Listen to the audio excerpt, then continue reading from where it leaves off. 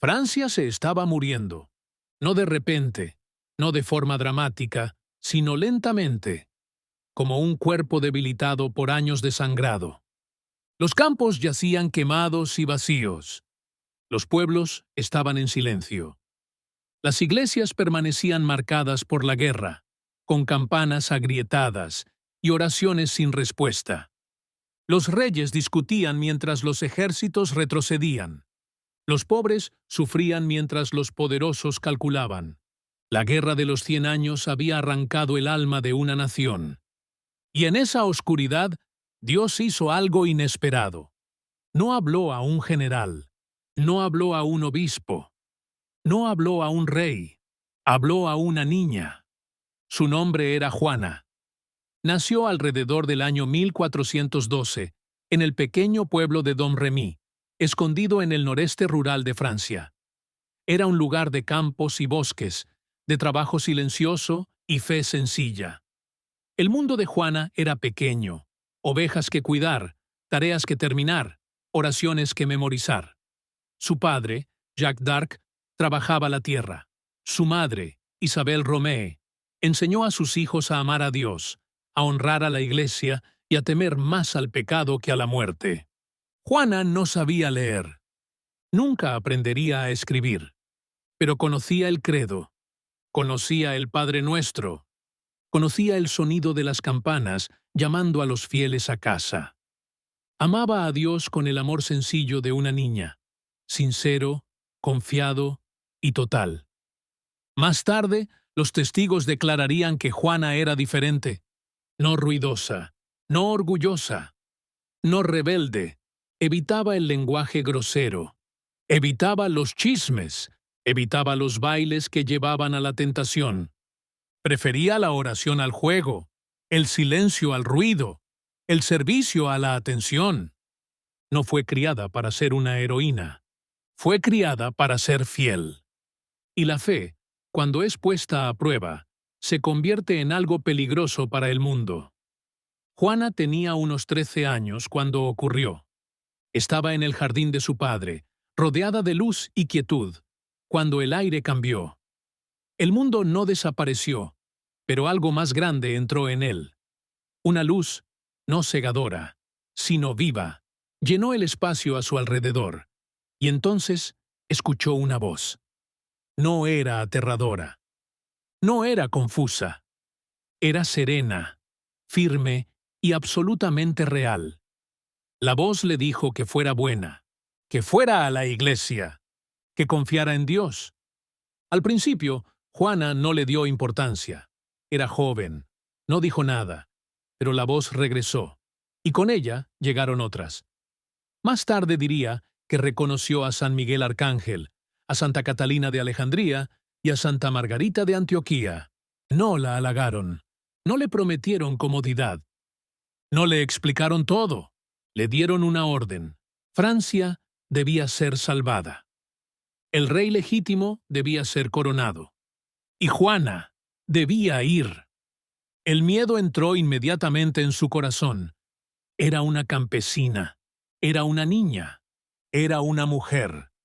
No tenía armas, no tenía entrenamiento, no tenía autoridad. Y sin embargo, las voces no se desvanecieron. Noche tras noche, Juana rezaba. Suplicaba a Dios que eligiera a otra persona, alguien mayor, alguien más fuerte, alguien digno. Pero la respuesta no cambió. Dios no le estaba pidiendo su fuerza, le estaba pidiendo su obediencia. Esta fue la primera batalla de Juana, y quizá la más difícil. No contra soldados ingleses, sino contra la duda, contra el miedo, contra el peso aplastante de saber que la obediencia le costaría todo. Más tarde diría que lloraba a menudo, que temblaba, que resistía. Pero también dijo esto: preferiría morir antes que hacer algo que sé que es pecado. Y la desobediencia a Dios, para Juana, habría sido el mayor de todos los pecados. Con el paso de los años, la situación en Francia se volvió desesperada. Los ingleses estrechaban su control. La ciudad de Orleans estaba al borde del colapso. Si caía, el camino hacia la conquista total quedaría abierto. Las voces se volvieron urgentes. «Debes ir». Juana tenía 16 años. Finalmente se lo contó a sus padres. Quedaron horrorizados. Intentaron detenerla. Se lo prohibieron. La amenazaron con ahogarla si se iba. Pero Juana no se rebeló. Rezaba. Y luego fue. Su viaje la llevó a la ciudad fortificada de Vaucouleurs, donde pidió ver al comandante local. Le dijo que había sido enviada por Dios. Él se rió. La despidió. La envió de regreso a casa. Ella volvió, una y otra vez. Soportó burlas, insultos, sospechas. Fue llamada loca, delirante, poseída. No respondió con ira. Esperó. Finalmente, el comandante cedió. No porque le creyera, sino porque temía que ignorarla pudiera ser peor. Juana se cortó el cabello y vistió ropa sencilla de hombre por seguridad, no para rechazar su feminidad, sino para proteger su pureza en el camino. Incluso esta decisión sería más tarde retorcida y usada en su contra. Pero Juana no pensaba en el después, pensaba en la obediencia. Viajó a través de territorio enemigo hasta Chinon, donde el rey no coronado de Francia, Carlos, tenía su corte. Él decidió ponerla a prueba. Se escondió entre sus cortesanos, vestido como un noble, mientras otro se sentaba en el trono. Juana entró en la sala. No dudó. Pasó directamente frente al falso rey, frente a los nobles, frente a los susurros, y se arrodilló ante Carlos.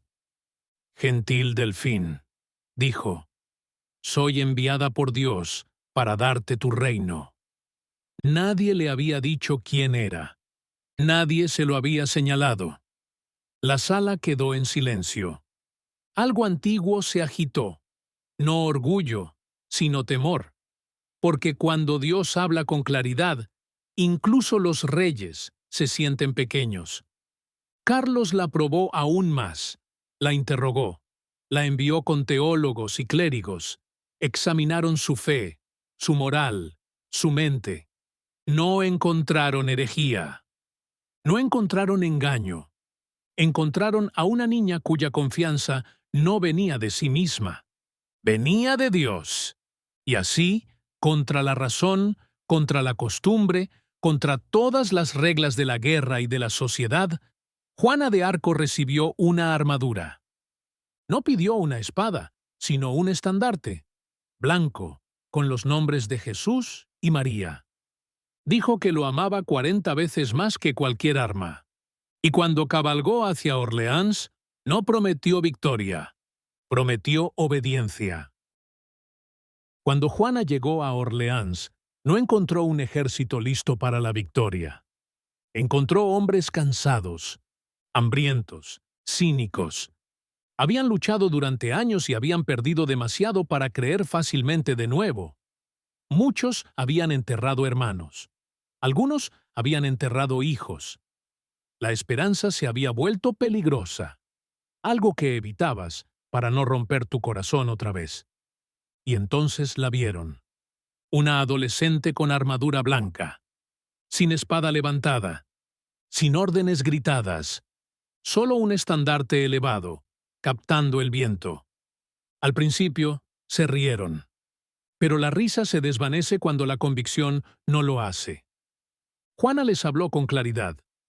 Les dijo que dejaran de maldecir, que fueran a confesarse, que asistieran a misa, que recordaran que Dios no era un observador distante, sino el Señor de la historia. Algunos se burlaron de ella, otros escucharon, y algo cambió. No fue la estrategia, no fueron los números, fue el espíritu. Por primera vez en años, los soldados creyeron que Dios no había abandonado Francia. Juana rezaba constantemente. Antes de la batalla, durante la batalla, después de la batalla. Ayunaba. Se confesaba a menudo. suplicaba a los soldados que no lucharan por odio, sino por deber. No afirmaba que la victoria viniera de ella, decía que venía de Dios y que la obediencia era el precio. El asedio de Orleans fue brutal. Las fortificaciones inglesas rodeaban la ciudad como un puño apretado. Cada intento de romperlas había fallado.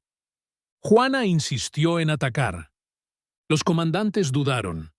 Tenían planes, tenían cálculos, tenían razones. Juana escuchó. Luego dijo en voz baja: «Han esperado suficiente». Cabalgó con las tropas, estandarte en alto, no detrás de ellos, ni por encima, sino entre ellos. Flechas volaron, piedras rompieron escudos, hombres cayeron. Y entonces sucedió. Una flecha alcanzó a Juana en el hombro, atravesando armadura y carne. Cayó de su caballo. Un grito se alzó. Los soldados se quedaron congelados. Por un momento, la esperanza pareció morir de nuevo. Juana yacía en el suelo, con sangre empapando la tierra. El dolor recorrió su cuerpo. Lloró, no por miedo, sino por el aguijón de la herida. Luego rezó. Sacó la flecha con sus propias manos, sin cirujano, sin demora, sin retroceder. Se levantó su estandarte y regresó a la lucha. Los soldados la siguieron. Ese día, las defensas inglesas comenzaron a colapsar. En pocos días, Orleans fue liberada. Las campanas de la iglesia repicaron. La gente lloró en las calles. Una ciudad que se preparaba para la muerte volvió a saborear la vida. Juana no celebró, se arrodilló. La victoria, creía, no era algo que se reclamara, era algo por lo que se agradecía a Dios. La noticia se difundió rápidamente. La niña no estaba loca, no era débil y no tenía miedo. Pero el éxito trae tentación. El orgullo susurra cuando los aplausos crecen. El poder seduce cuando la autoridad llega fácilmente. Juana de repente era famosa. La gente se inclinaba. Los soldados cedían. Los nobles la elogiaban. Juana resistió todo. Llevaba la misma ropa sencilla debajo de su armadura. Comía poco. Rezaba más. Corregía a los soldados que pecaban y perdonaba a quienes se burlaban de ella. Cuando la elogiaban, desviaba el mérito. Cuando dudaban de ella, lo soportaba. Decía: «No tengo miedo, he nacido para esto». Pero lo que realmente quería decir era: había nacido para obedecer. Después de Orleans, Juana instó al delfín a ir a Reims, en pleno territorio enemigo, para ser coronado rey de Francia. Era una locura según los estándares militares. Pero Juana insistió. «Dios lo quiere», dijo. El viaje era peligroso. Las ciudades podrían haber cerrado sus puertas. Los ejércitos podrían haberlos aplastado. En cambio, las puertas se abrieron. Una por una, las ciudades se rindieron sin batalla. No temían la espada de Juana. Percibían la voluntad de Dios. El 17 de julio de 1429, Carlos fue coronado, rey Carlos VII, en la catedral de Reims. Cuando la corona se colocó sobre su cabeza, Juana estuvo cerca, estandarte en mano, lágrimas corriendo por su rostro. Había cumplido lo que Dios le pidió. Pidió volver a casa. Pero la guerra no había terminado, y tampoco su cruz. En los meses que siguieron, la marea volvió a cambiar. La política volvió a infiltrarse. Los consejeros susurraban. El miedo regresó a los hombres que una vez confiaron por completo. El consejo de Juana fue ignorado. Fue enviada a misiones sin apoyo. Las promesas se rompieron. La lealtad se debilitó. Luego vino la captura. En 1430, durante una escaramuza cerca de Compiègne, Juana fue derribada de su caballo. Las puertas se cerraron tras ella. Soldados borgoñones la apresaron y la arrastraron lejos. Fue vendida, como un objeto, como un arma, como una amenaza. Los ingleses querían destruirla, no solo matarla, sino desacreditarla. Si Juana era declarada hereje, todo lo que había hecho sería deshecho. No querían quemar solo su cuerpo, querían quemar su verdad. Juana fue encarcelada en cadenas. La vigilaban hombres que se burlaban de ella, la amenazaban, la humillaban. Se le negó la misa, se le negó la confesión, se le negó el consuelo de la iglesia que amaba. Aún así, rezaba. Decía que confiaba en Dios, incluso si la iglesia en la tierra la fallaba. El juicio que siguió fue ilegal, cruel y predeterminado. Hombres instruidos interrogaban a una niña analfabeta durante horas, buscando contradicciones, esperando atraparla. Le preguntaron si sabía que estaba en la gracia de Dios. Juana respondió sin dudar. «Si no lo estoy», dijo, «que Dios me ponga allí. Si lo estoy, que Dios me mantenga allí». Incluso sus jueces guardaron silencio. No pudieron quebrar su fe. Así que la condenaron. El 30 de mayo de 1431, a los 19 años, Juana fue llevada a la hoguera en Rouen. Pidió una cruz. Un soldado hizo una con un palo. Un sacerdote sostuvo otra ante sus ojos. Cuando el fuego se levantó, Juana gritó el nombre de Jesús una y otra vez. Los testigos dijeron que murió llamando a Cristo. La hoguera ardía. El humo se elevaba hacia el cielo gris de Rouen. El público observaba, algunos con horror, otros con indiferencia. Pero el corazón de Juana estaba en paz.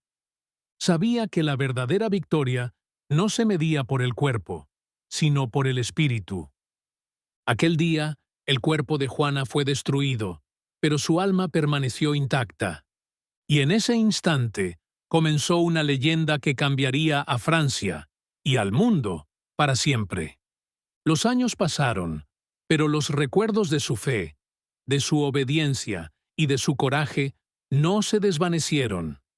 Soldados que sobrevivieron a la guerra contaban cómo su luz había guiado sus pasos.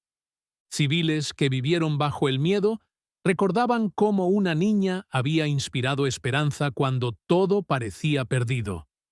Los milagros no tardaron en suceder. El aire parecía llenarse de su presencia. La gente rezaba por su intercesión. Enfermos fueron sanados. Guerreros encontraron fuerza en sus palabras. Y la tierra misma pareció bendecir su memoria. El Papa Benedicto XV beatificó a Juana en 1909. Y en 1920, el Papa Benedicto XV la canonizó, reconociéndola oficialmente como Santa Juana de Arco, patrona de Francia, patrona de soldados y ejemplo eterno de valentía, fe y obediencia. Pero más allá de los títulos y de las conmemoraciones, lo que Juana dejó fue un camino para todos. Un camino de obediencia a Dios sobre el miedo humano. Un camino de transformación de la debilidad en fortaleza. Un camino que enseña que cada uno de nosotros puede convertir sus vicios en virtudes, sus dudas en fe y sus cargas en testimonios de amor y servicio. El mensaje de Juana no se limita a la guerra. Nos habla a cada uno de nosotros en nuestras batallas diarias. Cuando enfrentamos el miedo, recordemos su valentía. Cuando dudamos, recordemos su confianza. Cuando sufrimos, recordemos su fe. Y cuando sentimos que nuestra voz es pequeña e insignificante, recordemos que Dios puede elegir a quien sea, incluso a una niña campesina, para cambiar el curso de la historia. Cada vez que alguien carga con su cruz, que acepta un sacrificio por amor, que se levanta por la justicia, que defiende la verdad, camina en los pasos de Juana. Su vida nos recuerda que no se necesita ser poderoso o rico para servir a Dios. Se necesita fe, obediencia y un corazón dispuesto a escuchar su voz. Hoy, las campanas de Francia aún suenan por ella. Su imagen adorna iglesias, estandartes y pinturas. Su ejemplo inspira libros, películas y millones de corazones alrededor del mundo. Juana de Arco, la joven que escuchó voces celestiales en un jardín tranquilo, sigue hablando hoy a través de sus acciones y su legado. Su historia nos invita a todos a preguntarnos, ¿estamos escuchando la voz de Dios en nuestras vidas? ¿Estamos dispuestos a obedecer incluso cuando el mundo nos ridiculice? ¿Podemos transformar nuestras pruebas en testimonios, nuestras dudas en certezas y nuestra debilidad en virtud? Juana de Arco enseñó que incluso en la oscuridad más profunda, la luz de la obediencia y la fe puede iluminar un país. Que un solo corazón fiel puede cambiar la historia y que la verdadera victoria no se mide por la espada, sino por la fidelidad a Dios y a su voluntad. Su ejemplo nos desafía a todos a luchar nuestras propias batallas, a llevar nuestras propias cruces y a vivir con valentía y devoción, recordando que Dios ve más allá de nuestras limitaciones humanas y puede obrar maravillas a través de aquellos que se entregan a Él. Tenía 15 años cuando Dios le habló, no en un palacio, no en una catedral, sino en un campo silencioso. Mientras el mundo estaba en guerra, no sabía leer, no tenía espada, no tenía ejército, y sin embargo, los reyes la escucharían, los ejércitos la seguirían, y los enemigos la temerían. No luchó por poder, no buscó gloria, obedeció a Dios. Esa obediencia coronaría a un rey, salvaría a una nación y la llevaría a la hoguera. Con apenas 19 años, esta no es la historia de una guerrera, es la historia de un alma que cargó su cruz y cambió la historia para siempre. Gracias por ver este video. Si quieres ver más videos como este, suscríbete, dale like y compártelo.